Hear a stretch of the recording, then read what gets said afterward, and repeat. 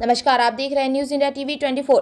आपको बता दें, थाना पटेल नगर क्षेत्र में बुजुर्ग की निर्मम हत्या में 25-25 हजार के इनामी दंपति को पुलिस ने किया गिरफ्तार। दोनों इनामी अभियुक्तों को पुलिस ने अमृतसर पंजाब से किया गिरफ्तार। बुजुर्ग व्यक्ति की अश्लील वीडियो बनाकर उसे ब्लैकमेल कर उससे पैसा ऐंठने की थी योजना को अंजाम देने के लिए अभियुक्तों द्वारा अलग से कमरा लिया था किराए पर। योजना के मुताबिक बुजुर्ग व्यक्ति को जाल में फंसाने के लिए अभियुक्त द्वारा बुलाया था कमरे में। साजिश की भनक लगने पर बुजुर्ग व्यक्ति द्वारा विरोध करने पर अभियुक्तों द्वारा की गई थी बुजुर्ग व्यक्ति की निर्मम हत्या के बाद पुलिस से बचने के लिए शव के कई टुकड़े कर प्लास्टिक के अलग अलग थैलों में बांधकर नहर में दिया था फेंक। घटना के बाद से ही दोनों अभियुक्त लगातार चल रहे थे फरार, जिनकी गिरफ्तारी पर एसएसपी देहरादून द्वारा 25-25 हजार रुपए का इनाम किया था घोषित। अभियुक्तों की गिरफ्तारी के लिए पुलिस की अलग अलग टीमों द्वारा गैर प्रांत मुंबई, जयपुर, प्रयागराज, कुरुक्षेत्र तथा अमृतसर से उनके संभावित ठिकानों पर लगातार दी जा रही थी दबिश। घटना की साजिश में शामिल 2 अन्य अभियुक्तों को पुलिस द्वारा पूर्व में ही गिरफ्तार कर भेजा जा चुका है सलाखों के पीछे। 7 तारीख को निधि जी हैं जिनके द्वारा अपने पिताजी की गुमशुदगी दर्ज कराई गई थी और इस दौरान गुमशुदगी की जांच में कुछ संदिग्ध चीजें प्रकाश में इन्वेस्टिगेशन में, तो उसके बाद उस गुमशुदगी को अपहरण में तरमीम कर दिया गया। क्योंकि जो गुमशुदा थे श्री श्यामलाल जी, वो 80 साल के करीब थे और वो मोटरसाइकिल पर गए थे। उनकी मोटरसाइकिल लावारिस हालत में मिली, जिस पर उनकी नंबर प्लेट भी वहां से हटी हुई थी। इन सबको देखते हुए स्पेशल टीम का गठन करके उनकी तलाश में लगाया गया।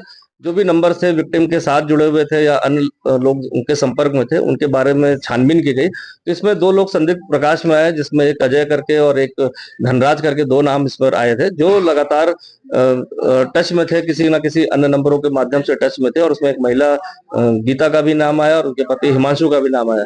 जब 2 लोग को, ये चारों लोग मौके से मतलब यहाँ से फरार थे, जब 2 लोग को इसमें हिरासत में लेकर पूछताछ की गई, अजय और धनराज को, तो इनके द्वारा बताया गया कि वो गीता के रिश्तेदार हैं और उनके कहने पर वो 3 तारीख को यहाँ पर आए थे, जिसमें 2 तारीख को उनके गीता और हिमांशु द्वारा उनकी हत्या कर दी गई थी और उसकी जो लाश थी वो टुकड़ों में काट कर रखी थी, जिसको वो फेंकने के लिए सहारनपुर नहर के पास फेंक कर आ गए थे।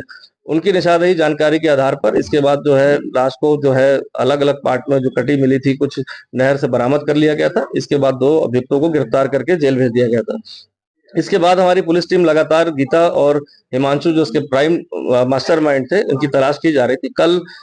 कल इनको रात्रि में अमृतसर से जो है वहां से इनको हिरासत में लिया गया और पूछताछ के बाद इनको थाने जब लाया गया यहाँ पर, समझ घटनाक्रम का पता चला कि जो गीता थी और उसका हस्बैंड जो है हिमांशु, जो एमबीबीएस का 4th ईयर का स्टूडेंट भी था, इसके बाद उनको पैसे की जरूरत थी, फीस भरने के लिए भी थी, साथ ही साथ अन्य खर्चों के लिए भी थी। और पूर्व में भी वो कहीं ना कहीं किसी न किसी बहाने, जो इसमें अभियुक्ता गीता है उसके द्वारा श्री श्यामलाल जी से विभिन्न तरह से पैसे भी लिए गए थे और एक षड्यंत्र के तहत एक किराए पे कमरा लेकर उनको कहीं अश्लील कुछ बनाने का इनका एक मोटिव था कि अश्लील कोई वीडियो या फोटो बनाने के बाद उनको ब्लैकमेल करके और पैसे लिए जाएंगे। लेकिन श्री श्यामलाल जी द्वारा इसका जब विरोध किया गया तो उन्होंने गला दबाकर उसकी हत्या कर दी और इसके बाद 1 दिन तक उस बॉडी को अपने घर पे रखा और उसको विभिन्न जो औजार होते हैं, चाकू वगैरह से विभिन्न पार्ट्स में कहा जाए, दोनों हाथ और धड़ को अलग करके और उसको पैक करके जो है अपने रिश्तेदारों के माध्यम से नदी में फेंक दिया गया।